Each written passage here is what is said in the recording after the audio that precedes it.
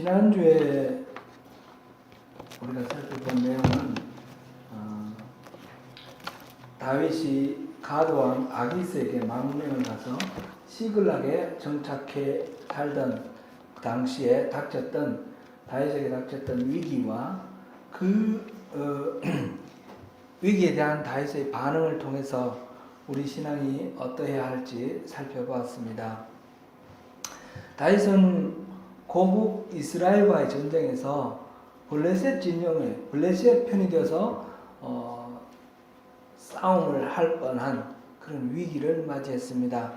다행히 블레셋의 다른 왕들이 반대를 해서 그 전쟁에 나가지 못하고 시글락으로 돌아왔는데, 시글락에 돌아와 보니까 완전히 도시가 폐허가 되어 있고 그 남겨져 있던 가족들 모든 사람이 다 없어졌어요. 말하자면 누군가가 와서 다 불태우고 빼앗아가고 포로로 잡아가 버린 겁니다. 다윗은 그 상황 속에서 자기들의 안전을 지키지 못했다고 화를 내면서 돌멩이로 치려고 하는 부하들, 그 위기 속에서 그들에 대해서 적개심을 나타낸다든지 이렇게 하지 않고 하나님을 주목하고 하나님께 뜻을 물어서 어떻게 하면 좋을지 하나님 뜻에 따라서 그 약탈자들을 추적해 갑니다.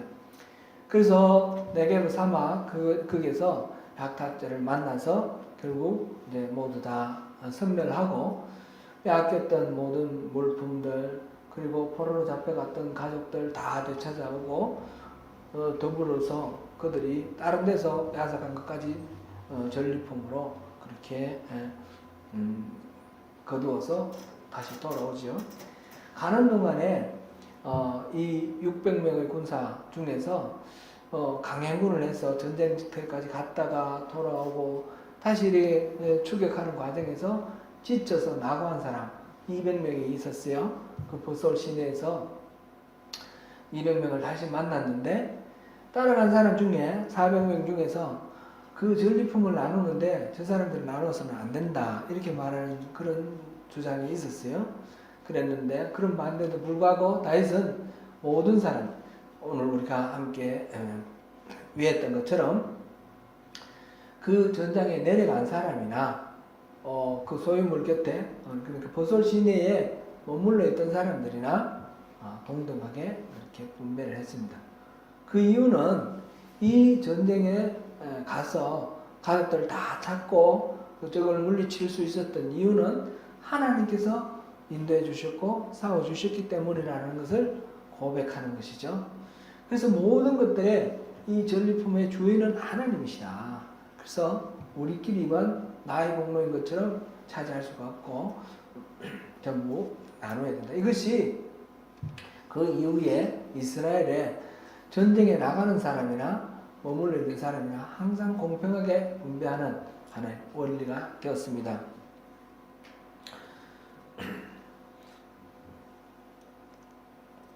오늘은 그 전쟁, 다시 참여할 뻔했던 그 전쟁에서 이스라엘 왕 사울과 사울의 아들들, 왕자들이 다 죽었습니다. 그 죽고 난 뒤에 그 전사 소식을 듣고 다윗이 슬퍼하면서 지은 노래, 로멘트, 애가, 이 슬픈 노래를 오늘 본문으로 하여서 우리 그리스도인, 영성 깊은 그리스도인은 슬픔에 대해서 어떻게 반응해야 할 것인가 우리 한번 같이 살펴보겠습니다. 오늘 본문은 사무엘상에서 살펴봤던 이스라엘의 그 최초의 왕 사울왕, 사울왕의 시대가 끝나고 이제 사무엘 하에서 본격적으로 다뤄지는 다윗 시대, 다윗 시대를 여는 그 길목에 있었던 사건을 배경으로 하고 있습니다. 그것은 바로 사울과 요나단이 전쟁에서 죽는 이야기죠. 사무엘상 31장에서 이 사울과 요나단의 그 최후의 그 장면이 나와 있습니다. 저기 지도 혹시 준비되었습니까? 이게 잘 안 보이네요. 이걸 혹시 한번 꺼보실까요?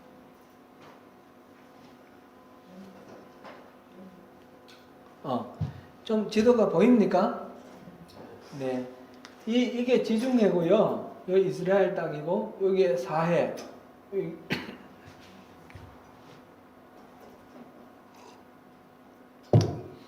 여기가 갈릴리 호수. 이렇게 돼 있는데, 이 땅을, 이만큼이 이스라엘 땅이에요. 이스라엘 땅 이렇게 생각하면서 한번 보십시오.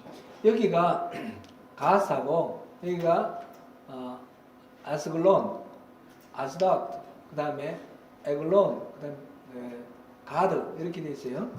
그러니까 여기가 이제 블레셋 땅이고 여기가 예루살렘이에요. 여기가 예루살렘이고 여기가 이제 사울 왕 때의 수도인 기브아 여기가 아니죠. 여기 중심부고 전쟁이 지금 블레셋과 이스라엘 전쟁이 어디서 벌어지냐면 여위에서 벌어진다. 이게 이스라엘 평원입니다. 여기는 지금 높은 태백산 등줄기를 생각하면 됩니다. 이스라엘은 여기는 높은 산이고 산맥이고 산맥 위에 도시들이 있고요. 여기는 바다고 여기는 이제 평지고 중간에는 셰펠라 그래서 이제 구름들이 이렇게 있죠.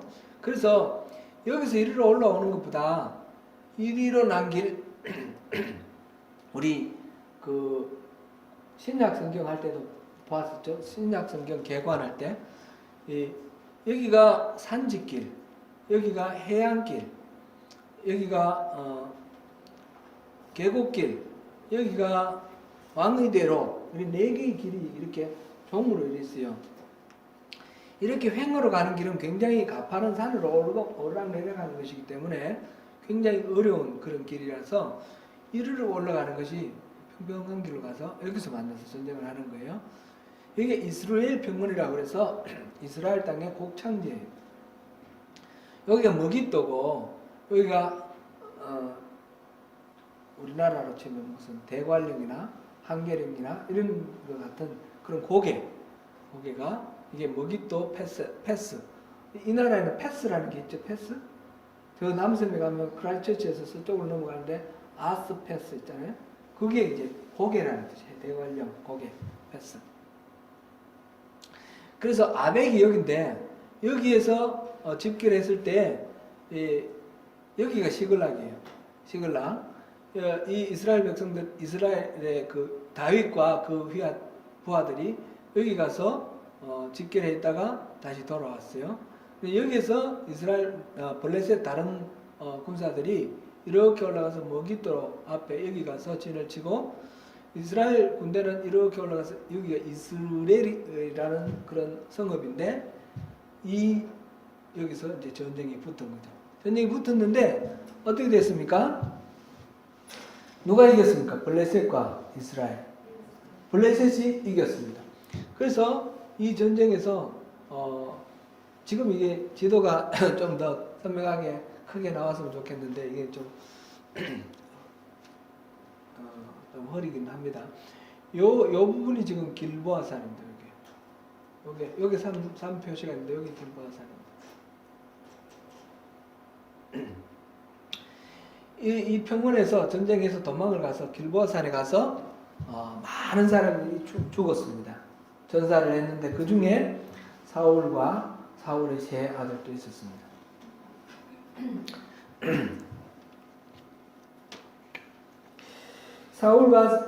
사울과 세 아들이 죽었는데 그때 당시는 날아오는 화살에 맞았는데 말하자면 유탄에 맞은 거죠. 유탄에 맞아서 블레셋 사람이 몰랐는데 다음 날 죽은 사람들에게 가서 벗기를 갔다 그랬는데 이거는 뭐 손에 있는 팔찌라든지 목걸이라든지 이런 거를 이제 옷이라든지 이런 거를 이제 벗기러 간 거예요. 전리품을 수습하러 갔다가 사울이 죽어 있는 것을 보고 사울의 목을 베어서 블레셋으로 여기서 목을 베어서 블레셋으로 보내서 각 도시마다 다 돌게 하고 그 다음에 사울의 몸뚱아리는 여기 있는 벳산이라는 여기가 지금 벳산이에요. 벳산이라는 그 성읍의 벽에다가 성벽에다가 못으로 박아서 전시해 놨습니다. 지금 이 땅은 원래 이스라엘 땅이지만 블레셋이 지금 다 이제 점령해 있는 그런 상태가 됐죠. 요 벳산 바로 건너편에 길르앗 야베스가 있었습니다. 길르앗 야베스는 사울이 왕이 될 때 사무엘이 기름 부었고 그 다음에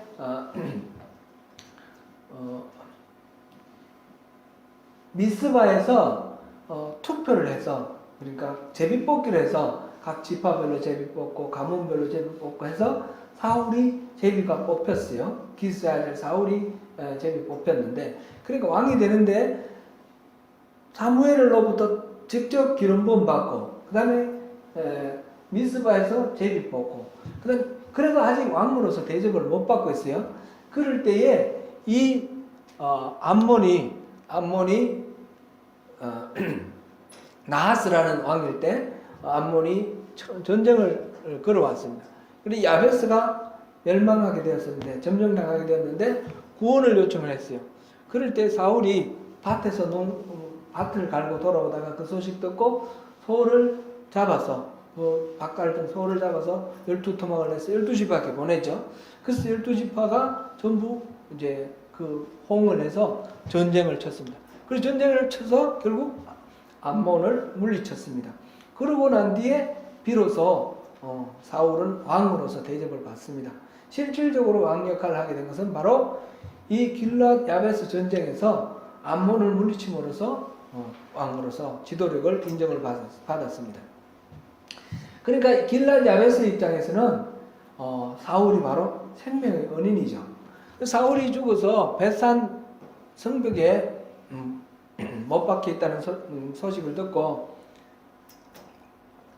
길앗 야베스 사람들은 목숨을 걸고 몇 사람 선발해 가지고 가서 이 전시되어 있는 사울의 시체를 가져다가 잘 화장하고 잘 불태우고 장사를 지내서 화장을 했습니다.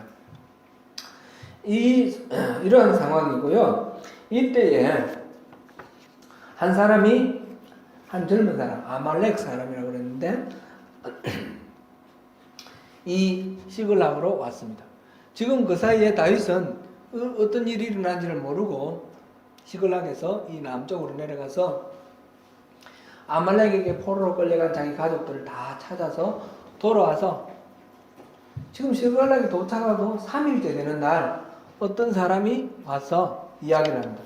사울과 요나단 모든 왕자들이 다 죽었습니다. 그러니까 다윗이 뭘 보죠? 네가 어떻게 아느냐? 전쟁에서 지금 사울이 부상을 당해서 죽을 지경이 있는데 스스로 죽을 수 없으니까 죽을 힘이 없으니까 저에게 죽여달라고 해서 제가 칼로 찔러서 죽게 하고 왕의 왕관과 그리고 그 다음에 용품을 가지고 왔습니다. 그러면서 그 왕관을 내놓는 거예요. 지금 이제 불 켜도 좋겠습니다. 네. 지금 이 상황은 사무엘상 1장 11절에서 12절을 보겠습니다. 이때에 이 소식을 들은 다윗의 반응입니다. 11절 12절 같이 보겠습니다. 시작. 이에 다윗이 자기 옷을 잡아 찢으매 함께 있는 모든 사람도 그리하고 사울과 이스라엘 족속이 칼의 죽음으로 말미암아 저녁 때까지 슬퍼하며 울며 금식하니라. 사울과 요나단의 죽음에 관한 소식을 전한 이 아말렉 사람의 생각으로는 평생 사울에게 핍박당하고 쫓겨다니던 다윗이니까 사울이 죽었다 하는 소식을 들으면 굉장히 좋아할 거라고 생각했어요. 그리고 그 원수된 사울이 죽을 때 자기가 찔러 죽였으니까 자기에게 무슨 보상을 줄 것이다 이렇게 생각을 하고 실제로는 자기가 죽인 게 아니잖아요. 사울은 스스로 이 쫓기다가 화살 유탄을 맞고 그다음에 이렇게 무기 잡은 자, 종자로 늘 같이 따라다니는 사람에게 나 죽여달라 그러는데 뭐 안 죽여주니까 자기가 스스로 칼에 엎드려서 죽었어요.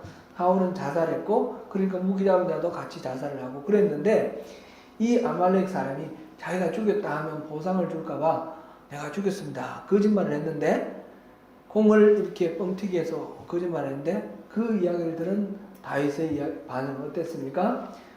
너무너무 슬퍼하면서 사울의 죽음을 기뻐하는 것이 아니라 너무너무 슬퍼하면서 그 사울을 죽인 저놈을 당장 죽여라. 그래서 그 아말렉 사람을 죽였습니다. 다윗은 사울과 요나단의 죽음을 비통해하면서 슬픈 노래, 애가, 로멘트를 만들어서 이것을 유다 족속에게 가르치라 이렇게 말을 했습니다. 이 말은 노래를 만들어서 그것을 백성들에게 가르치라고 하는 이유는 이 슬픔을 동참해서 함께 슬퍼하자 그런 이야기죠. 그리고 노래를 부른다라는 건 한 번 부르고 마는 것이 아니니까 계속해서 이 슬픔을 잊어버리지 말고 우리 일상의 삶 속에서 이 슬픔을 기억하자 그런 이야기입니다.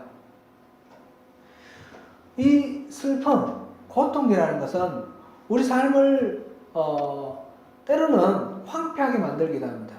그 아픔과 고통 때문에 우리 마음이 이렇게 더 강팍해지고 황폐해질 수도 있어요.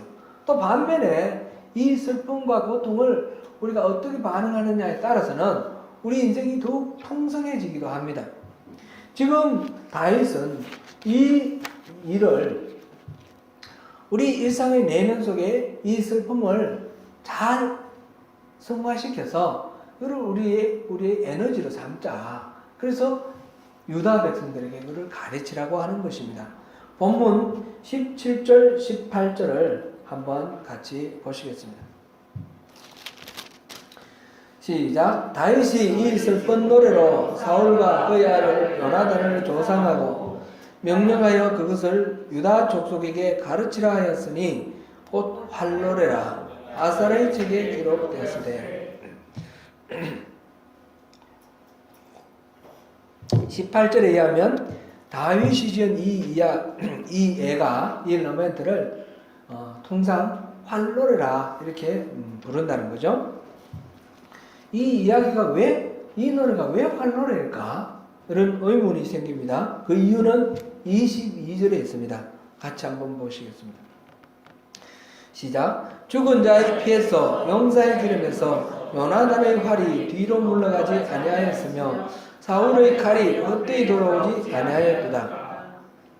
요나단의 활이라고 지금 나와 있어요. 그래서 활노래라고 부르는 겁니다. 그런데 이 내용의 뜻은 잘 모르겠어요. 우리 한글 번역이 좀 어렵습니다. 그래서 공동번역을 제가 찾아왔습니다. 한번 같이 읽어보겠습니다. 시작. 요나단이 한 번 활을 쏘면 사람들은 피를 쏟으며 쓰러졌고 그 살에는 적군 용사들의 기름기가 묻고야 말았는데 사울이 한 번 칼을 휘두르면 사람들은 피를 쏟으며 쓰러졌고 그 칼에는 적군 용사들의 기름기가 묻고야 말았는데 이렇게 요나단의 활, 사울의 칼 이게 얼마나 훌륭했는지 위대한 용사였는지 그걸 지금 아쉬워하면서 찬양하는 거죠. 메시지 성경도 우리가 좀 참조하면 좋겠습니다. 요나단의 활은 대담무쌍하여 큰 적일수록 더욱 무참히 쓰러뜨렸고 사울의 칼은 두려움을 몰라서 한 번 칼집을 떠나면 그 무엇도 막을 수 없었다. 사울은 칼을 잘 쓰는 무사였고 요나단은 활을 잘 쏘는 그런 사람이었습니다. 사무엘상 20장에 보면 다윗이 사울의 그 위협에서 도망 나왔습니다. 도망 나왔을 때 요나단과 신호를 가지고 신호를 합니다. 그래서 어떻게 하면 도망가고 어떻게 하면 머무르고 그럴 때 그 신호를 사용한 것이 바로 활이죠. 요나단이 활을 쏘서 그 아버지 사울의 마음을 이렇게 전달합니다. 지금 다윗은 요나단의 죽음을 슬퍼하면서 요나단이 쏘았던 그 활을 기억하고 있습니다. 요나단은 활 잘 쏘는 사람이고 또 활로 가지고 그런 사인을 보냈던 것을 기억하면서 이 노래를 활의 노래다 그렇게 이름하고 있습니다. 활노래에서 다윗은 사울과 요나단의 그 죽음을 진심으로 슬퍼하고 있는 것을 우리가 볼 수 있습니다. 오라 두 용사가 엎드려졌다. 이 말을 지금 19절에서도 그 말을 하고 25절 그 다음에 27절에 반복해서 그 말을 하고 있습니다. 다윗은 사울과 요나단을 두 용사라고 표현했고 민족의 위대한 지도자 용사다 이렇게 지금 인정하고 표현하고 있습니다. 사울은 과연 용사였죠. 사울은 이스라엘의 왕이 될 때에 앞서 말씀드렸듯이 길랏 야베스가 침공당했을 때 그 길랏 야베스를 침공해온 암몬을 물리칠 때 그럴 때에 온 민족을 이끌어서 그렇게 전쟁을 수행을 했습니다. 그것뿐만 아니라 우리가 사무엘상에서 보면 이 사울이 수많은 전쟁에서 승리하는 것을 봅니다. 승리는 예를 들어서 아말렉을 진멸하라 그랬는데 진멸 안 하고 남겨두어서 문제지 전쟁은 완전히 승리를 하는 거예요. 블레셋과도 수많은 전쟁을 하는데 어려움을 겪고 있지만 그러나 전쟁을 해서 승리를 해냅니다. 아까 전쟁 지도 한번 다시 한번 띄워주실래요? 그거 보면 이 사울의 전쟁 중에 유명한 전쟁이 믹마스 전쟁이 있습니다. 믹마스 전쟁은 바로 사무엘상 14장에 나오는데 여기에 나오는 이 전쟁 여기 지금 네모 나와 있는 이게 이제 믹마스 전쟁을 그리고 있습니다. 기브아 수도 바로 근처에 지금 블레셋 사람들이 와서 여기 믹마스라는 곳을 점령하고 있습니다. 그럴 때에 요나단과 사울이 군대를 나누어서 요나단은 게바에 그리고 사울은 기브아에서 그래서 전쟁을 칩니다. 그때 당시에 이 블레셋은 철기 문화를 이제 누리고 있습니다. 이 이스라엘은 철기가 없습니다. 그래서 철을 다루는 철공도 없고 그래서 보습이나 괭이나 칼이나 뭐 이런 것들을 농기구를 별러야지 이렇게 이제 새로 만든 도구를 쓸 수 있는데 그러려고 그러면 블레셋에 내려가서 그것을 별러와야 되는 것입니다. 그래서 쇠로 만든 칼은 사울과 요나단 두 사람밖에 갖고 있지 않았다고 그랬습니다. 지금 믹마스 전쟁할 당시에. 지금 나머지는 전부 쇠막대기나 아니면 나무 꼬쟁이 이런 걸 들고 있는 거예요. 우리나라 역사에 보면 그 농민 반란 일어날 때 죽창 이런 거 있잖아요. 그런 식의 아주 낙후한 그런 무기를 가지고 있습니다. 반면에 블레셋은 전부 쇠로 된 칼과 창을 가지고 있습니다. 선진 무기, 최첨단 무기를 갖고 있고 이쪽에는 아주 그냥 주먹구구식 무기 같지 않은 무기를 들고 있습니다. 그랬는데 이 전쟁에서 이겼어요. 어떻게 이겼습니까? 이 사울이 이 요나단이 용감하게 싸웠기 때문에 하나님께서 그 싸움을 또 진행해 주십니다. 이 전쟁 사울군이 적진에 가보니까 자기들끼리 싸우고 다 죽어버렸어요. 블레셋 사람이. 하나님은 사울을 그러한 이스라엘의 민족의 영웅으로 세워두고 그를 지도자로 세웠습니다. 이렇게 사울은 용사였습니다. 요나단도 마찬가지입니다. 그 믹마스 전쟁 때 보면 이 요나단이 자기 무기를 든 자, 종자 한 사람, 하인 한 사람만 데리고 두 사람이 적진으로 올라가서 20명을 죽였다 그랬습니다. 20명을 죽였는데 적진이 완전히 혼란에 빠져버려요. 그래서 이 이스라엘 편에서 사기가 충천해서 그냥 공격해 들어가서 블레셋을 물리칩니다. 그때 사울이 좀 망령되게 맹세를 해요. 금식을 선포하고 누구든지 먹는 사람을 죽인다 그랬는데 이 요나단은 그 소식을 듣지 못하고 꿀을 먹었습니다. 석청을 따먹었습니다. 그랬는데 그것이 밝혀져서 결국은 사울이 요나단을 죽일 수밖에 없게 되었어요. 그래서 온 백성이 이 전쟁을 승리하게 만든 주인공이 바로 요나단인데 요나단을 죽일 수 없습니다. 해서 모든 백성들이 사울을 만류를 해서 요나단이 살아납니다. 그걸 보면 요나단은 모든 백성들로부터 신뢰를 얻고 있고 신망을 얻은 사람입니다. 왕감으로도 부족하지 않은 사람입니다. 다윗은 왕감이고 요나단은 왕감이 못 되어서 바꾼 것이 아닙니다. 요나단도 충분히 그런 용사이고 리더였습니다. 민족의 두 영웅을 잃은 슬픔도 슬픔이지만 다윗에게는 이 사울과 요나단에게는 특별한 다른 느낌이 있습니다. 평생을 자기를 죽이려고 쫓아다니던 사울왕. 그가 죽었으니 이제는 더 쫓겨다니지 않아도 되겠고 이제 자기가 왕이 되는 그 자리 이미 기름 부음 받아서 하나님이 나를 왕으로 삼는다는 걸 알고 있었죠. 어릴 때부터. 그 길에 중요한 이 장애물이었던 사울이 죽었습니다. 그러면 한편으로 기뻐할 수도 있는 것이고 이제 도망다니지 않아도 되니까 안도할 수도 있는 그런 상황입니다. 그러나 다윗은 그 사울의 죽음을 옷을 찢고 금식하면서 슬퍼합니다. 어느 측면에서도 기뻐하거나 좋아하는 장면이 없습니다. 사울을 죽였다고 거짓말하는 그 아말렉 사람을 그 자리에서 즉결 처분하는 것을 봐서도 이 다윗의 마음은 진정인 것 같습니다. 혹시 다른 지파 사람들, 이스라엘 사람들에게 마음에 어떤 환심을 사기 위해서 지금 거짓으로 위선적으로 사울의 죽음을 슬퍼하는 것일까요? 그렇게 생각할 수도 있겠지만 저는 그렇게 보지 않습니다. 다윗의 슬픔은 가식이 아닌 진정한 슬픔이었습니다. 사울은 다윗의 장인입니다. 말하자면 이 부모와 자식의 관계나 마찬가지입니다. 그러면 부자 간의 관계는 사랑해야 되는 관계 아닙니까?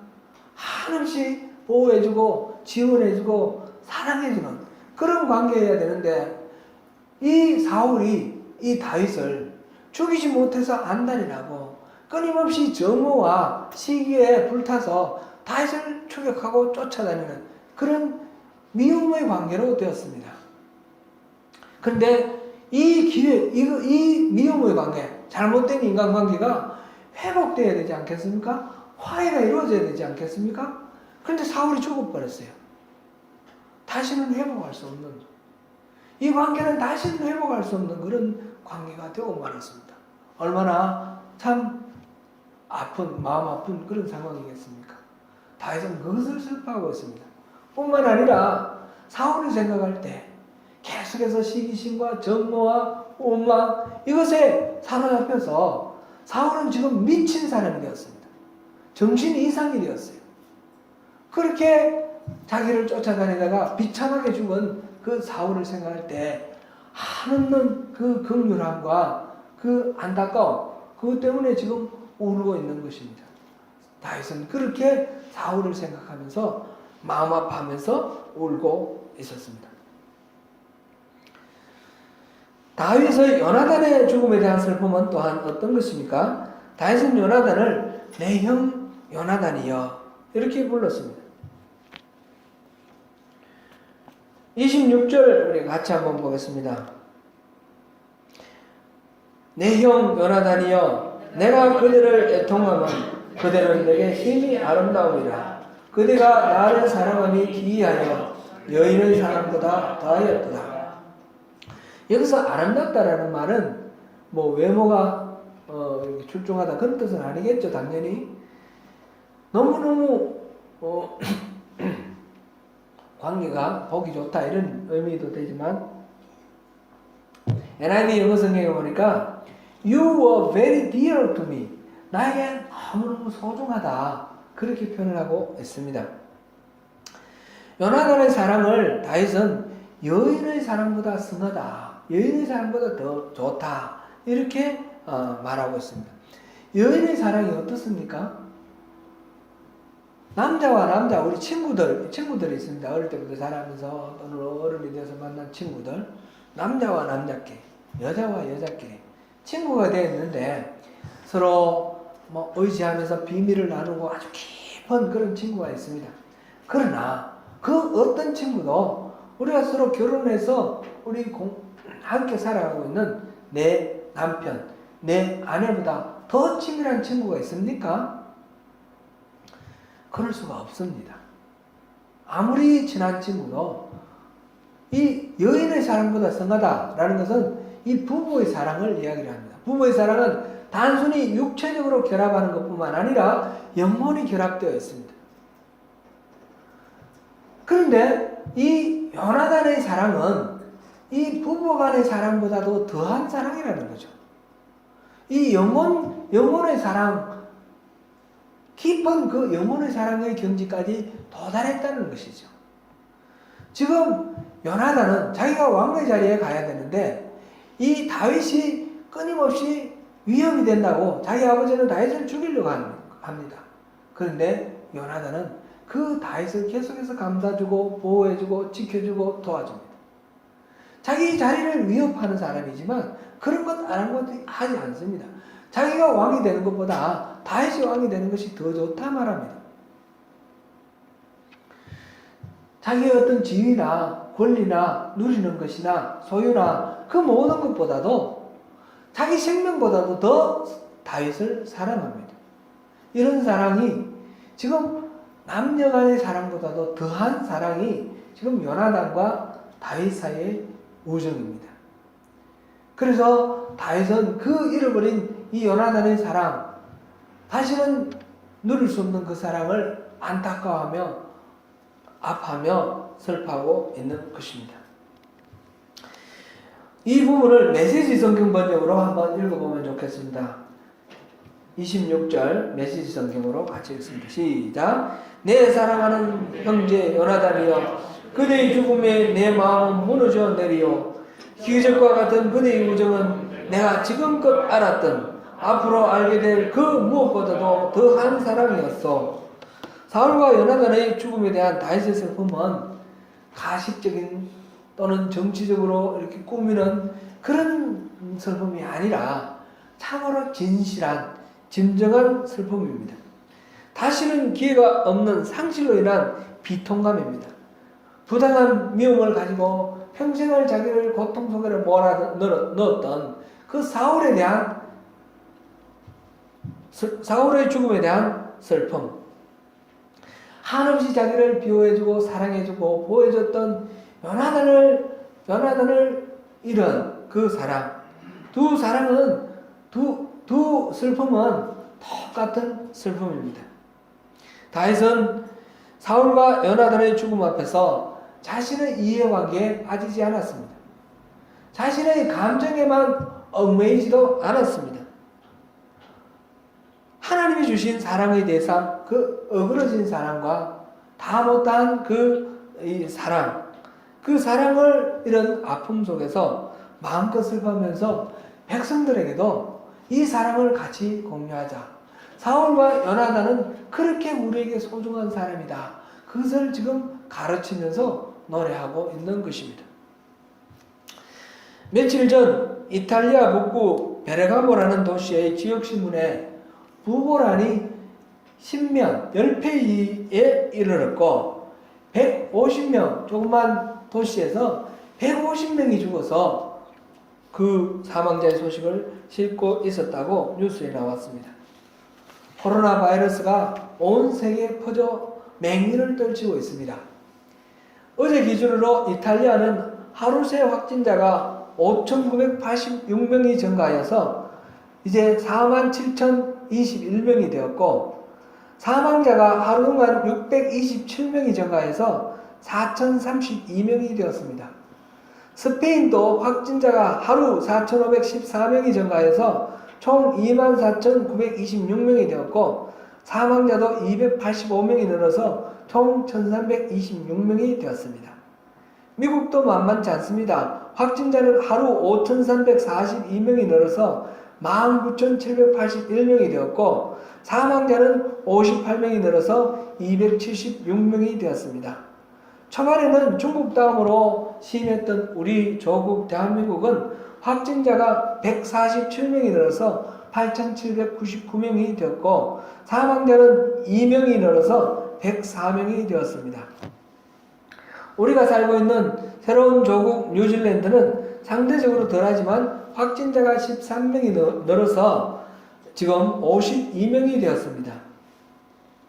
확진자 수로 세계에서 95번째가 되었습니다.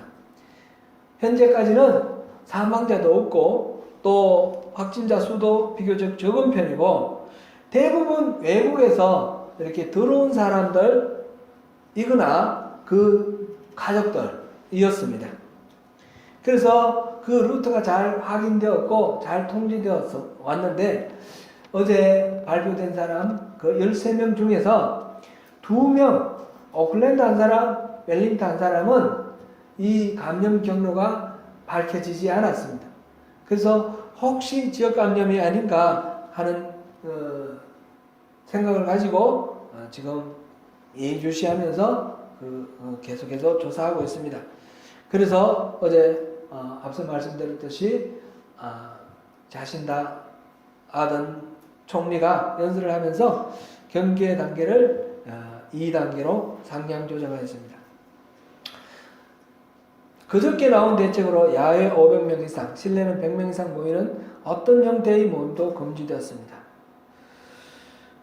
한인교회들도 지금 오늘 제 아들 찬샘이 아시지 않습니까? 찬샘이 교회도 교회는 일단 성도들은 각 가정에서 영상으로 예배드리도록 그렇게 했고 그다음에 이 한우리 교회나 임마누엘 교회나 여러 교회들이 그렇게 결정한 것으로 제가 알고 있습니다.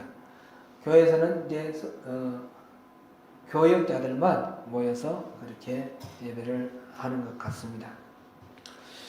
눈에 보이지 않는 바이러스로 인해서 사람이 무수히 죽어나간다는 이 사실 자체가 무섭기도 하고 슬프기도 합니다. 메르스 때도 그랬지만 이번 이 코비드-19 여기에서도 사람이 죽어가는데 가족도 임종할 수가 없습니다. 격리되어 있습니다. 사랑하는 사람이 죽어가는데 마지막 작별 인사도 할 수 없이 그렇게 헤어지는 것입니다. 한마디 이별의 말도 할 수 없는 것이 죽었다는 사실보다도 가족이 죽었다는 사실보다도 더 가슴 아픈 그런 일입니다. 하나님을 높이고 찬양하는 예배도 우리가 이제 마음대로 드릴 수가 없는 상황이 되었습니다.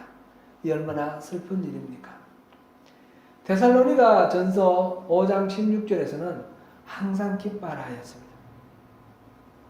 이 말씀을 알고 있는 우리는 슬픔에 대해서 제대로 슬퍼할 수도 없는 그런 우리 마음의 부채가 있습니다. 슬픈 일을 당해도 기뻐하라 그랬으니까 기뻐해야 됩니까? 그렇다면 하나님은 우리에게 슬퍼하는 것을 전적으로 금지하시는 것일까요? 슬퍼하면 싫어하실까요? 그렇게 볼 수는 없을 것입니다. 슬픈데 억지로 기쁜 척하라 그런 의미는 아닐 것입니다. 요나단을 잃은 다윗처럼 슬플 때 슬퍼하는 것이 당연하고 자연스럽습니다. 다만 우리에게는 그 슬픔에 빠져있지 않고 그 슬픔을 기쁨으로 승화시킬 수 있는 그런 방법이 있습니다. 그런 능력이 있습니다. 그래서 우리는 슬픔 가운데서도 기뻐할 수 있는 것입니다. 그 열쇠는 무엇입니까? 부활의 소망입니다. 다윗은 사울과 요나단의 그 이별을 다시는 회복할 수 없는 영원한 이별이라고 생각했기 때문에 가슴을 찢으며 비통하게 슬퍼했습니다. 그러나 우리는 다윗이 알지 못하던 것을 알고 있습니다. 예수님께서 부활하셨고 우리 또한 부활할 수 있다는 사실입니다. 그러므로 상실과 소멸의 이 끝없는 허무 뒤에 영원한 생명을 함께 누릴 수 있는 부활의 소망이 있습니다. 그럼 우리는 제대로 슬퍼할 수 있습니다. 그리고 제대로 기뻐할 수 있습니다. 사랑하는 성도 여러분, 이 슬픔 앞에서 우리가 이렇게 기도하면 좋겠습니다. 제가 기도하겠습니다. 하나님이여, 은혜를 베푸셔서 조속히 치료제와 백신이 개발되게 해주십시오. 전염병의 공포 가운데 가족조차 만나지 못하고 슬픈 죽음을 맞는 온 세계 환자들과 그들을 임종조차 하지 못하고 가슴 찢으며 보내야 하는 사랑하는 유가족들에게 하나님의 크신 위로를 베풀어 주십시오. 하나님을 마음껏 예배하지 못하고 환경 때문에 어쩔 수 없이 제한하고 절제해야 하는 우리들에게 마음 놓고 예배할 수 있는 것이 얼마나 큰 기쁨인지 깨닫게 하여 주시고, 이 어려운 시련 기간 동안 신앙이 소극적으로 되거나 게을러지지 않도록 도와주세요.